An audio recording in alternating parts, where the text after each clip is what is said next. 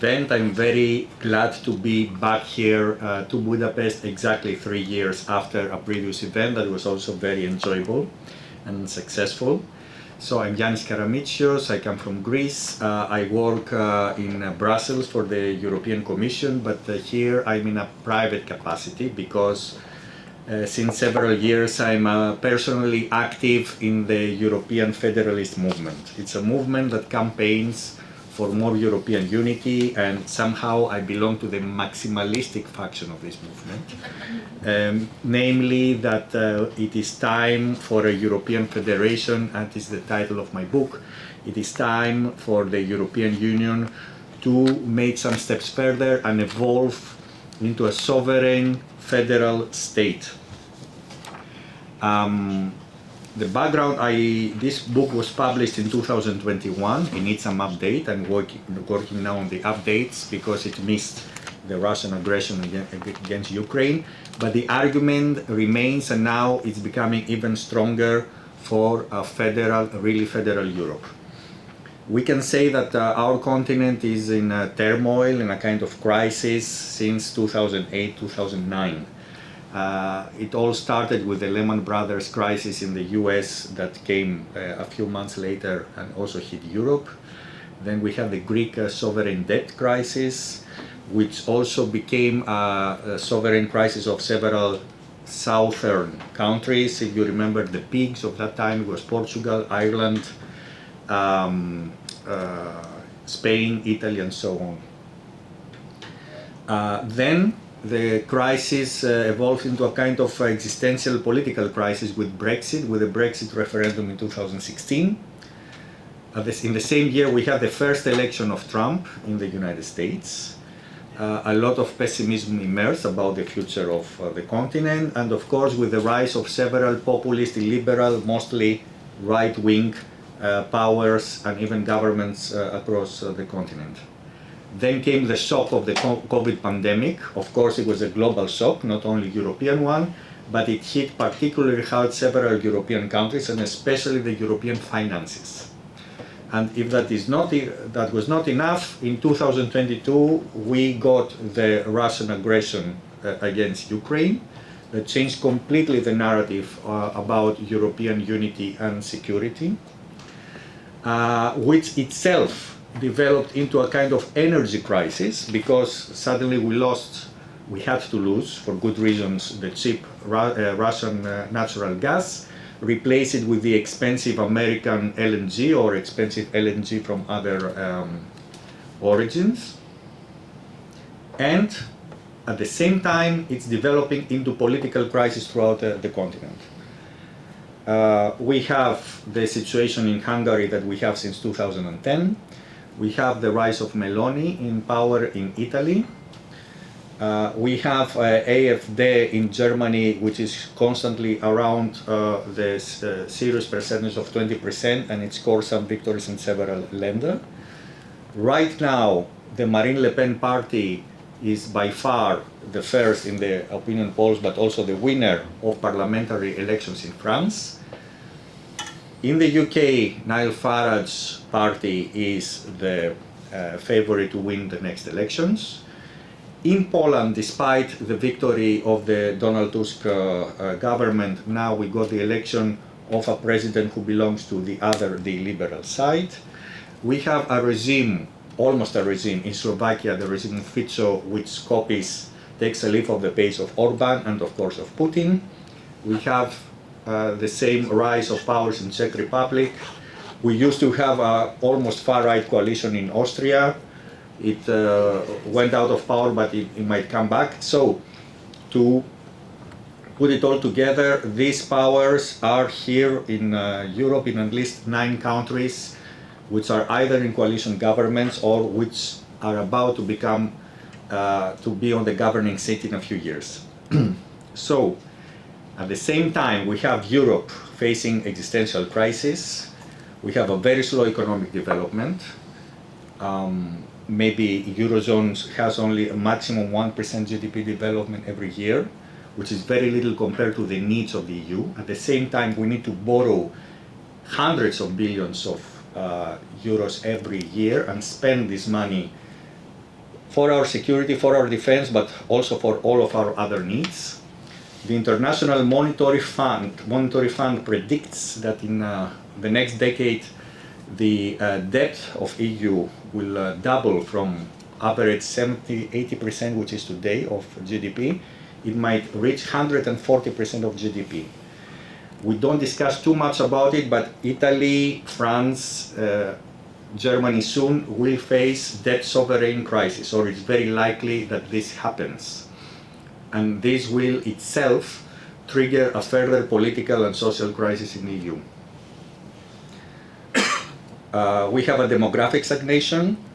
Fertility rates are very low around Europe, while the rest of the world will jump from 8 to 9 billion people within the next 20 years. Europe will remain stagnated. So we lose the global competition, and worst of all, we face the completely unpredictable rise, unimaginable rise of artificial intelligence and new technologies in the United States and in East Asia. While we are in the middle of this development, we stay behind in this race. So we risk becoming marginalized in a few years, where maybe all these political issues that we discuss here will be completely irrelevant in front of the rise of artificial intelligence, in front of the rise of dominant big companies coming from China or America. We already see how much Alphabet, Amazon, Microsoft affect our daily lives, even much more than Orbán or Meloni or whoever else.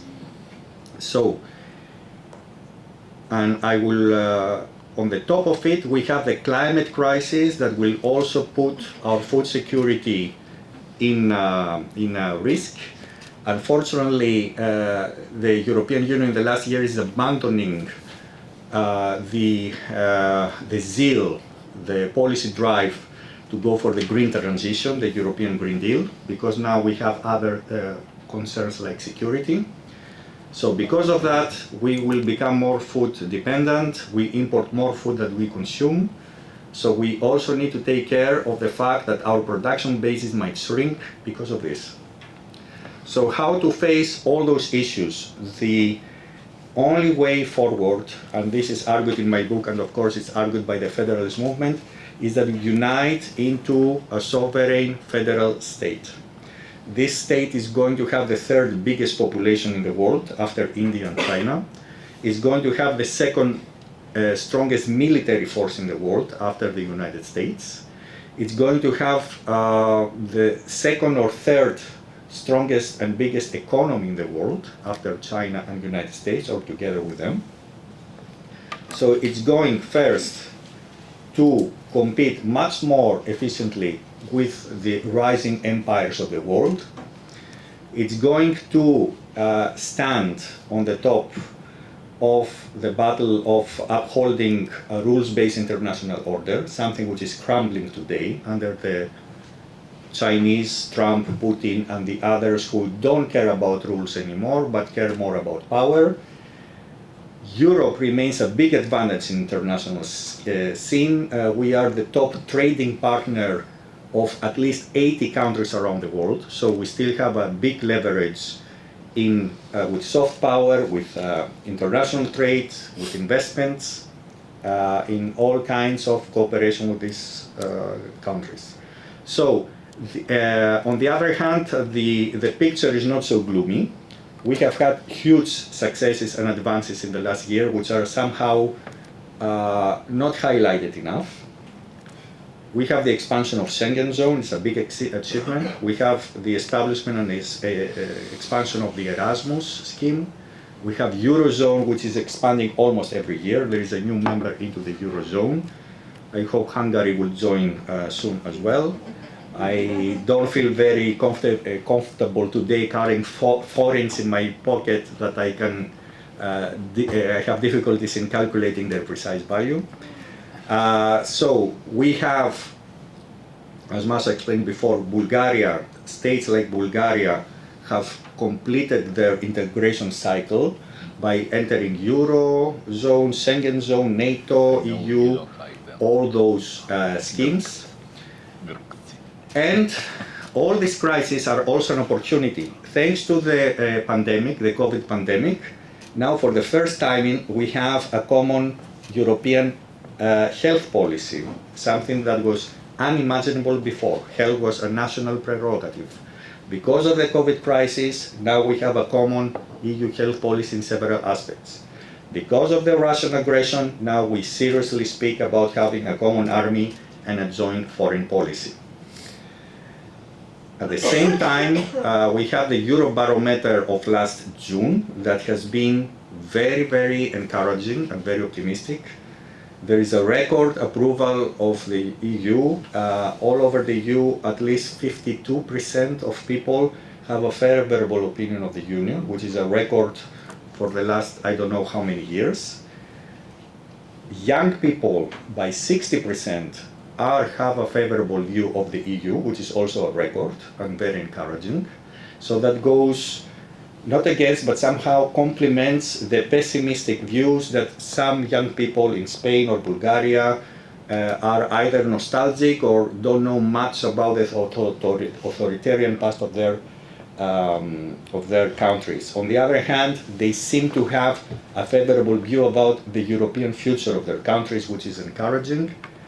70% support the Eurozone, and we have an amazing 80% supporting a common European defense and foreign policy. 80%, which is also very encouraging, and this is exactly what the next step of a federal Europe should be.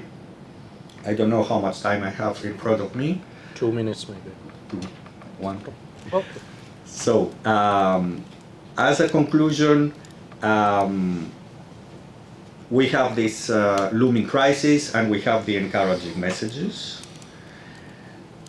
The next step should be institutional. The next step should be that we highlight the advantages of a more united Europe.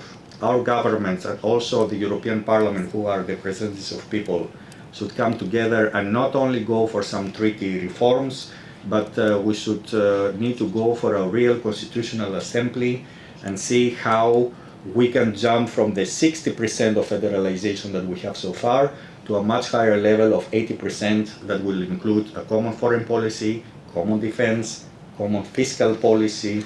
Otherwise, it will not be possible for us to catch up with the challenges of the 21st century. I will stop here. I will be glad to continue the debate through questions and answers, if any. Thank you.